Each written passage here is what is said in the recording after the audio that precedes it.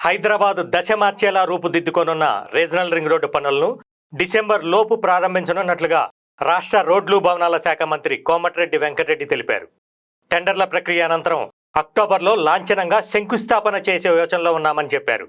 కుదిరితే ప్రధానమంత్రి నరేంద్ర మోదీ చేతుల మీదుగా ఈ కార్యక్రమం ఉంటుందని పేర్కొన్నారు. గత ప్రభుత్వ నిర్వాహకం కారణంగానే త్రిబుల్-ఆర్ పనులు ఇప్పటి వరకు మొదలు కాలేదని విమర్శించారు. తమ ప్రభుత్వం రాగానే కేంద్ర మంత్రి నితిన్ గడ్కరీతో చర్చించి మళ్లీ ఆ పథకాన్ని పట్టాలెక్కించినట్లుగా చెప్పారు. బుధవారం రోడ్లు భవనాల శాఖపై 8 గంటల పాటు సమీక్ష అనంతరం సాయంత్రం ఆయన విలేకరులతో మాట్లాడారు. ప్రపంచ పటంలో హైదరాబాద్ను ఇన్వెస్ట్మెంట్ హబ్గా మార్చే స్థాయి త్రిబుల్-ఆర్కు ఉందని పేర్కొన్నారు. దీనిని ఆధారంగా చేసుకొని స్పోర్ట్స్ జోన్, హార్డ్వేర్ జోన్ లాంటి వాటిని ఏర్పాటు చేస్తున్నామని, దీంతో పాటు రైలు మార్గాన్ని కూడా ఏర్పాటు చేస్తున్నట్లుగా చెప్పుకొచ్చారు.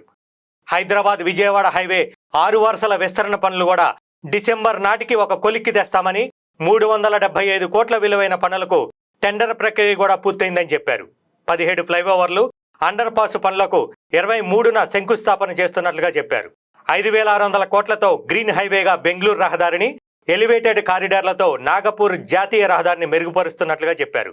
నగరం చుట్టూ నిర్మిస్తున్న ఆసుపత్రి భవనాలను, వరంగల్ కొత్త ఆసుపత్రి భవనాన్ని సకాలంలో పూర్తి చేస్తామని, గత ప్రభుత్వం అకౌంట్ల కోసం పనిచేస్తే మా ప్రభుత్వం అకౌంటబిలిటీ కోసం పనిచేస్తుందని మంత్రి కోమటిరెడ్డి పేర్కొన్నారు.